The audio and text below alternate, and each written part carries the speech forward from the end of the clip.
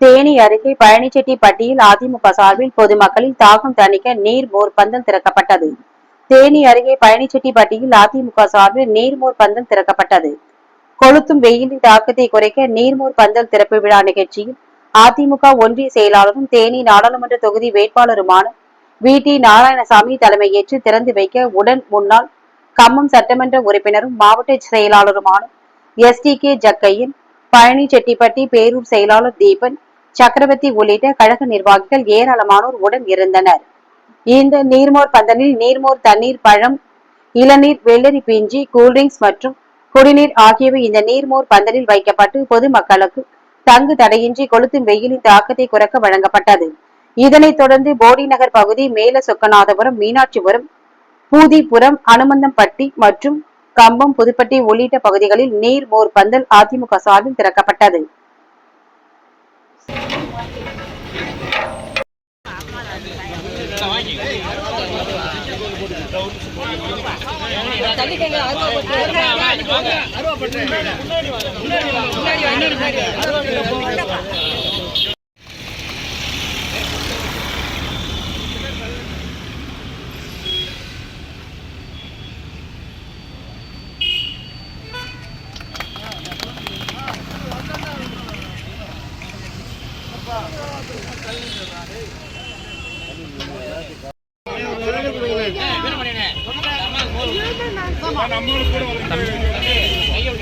தம்பி தம்பி தம்பி தம்பி தம்பி குட்டி பையா ஓகே சார் ஓகே சார்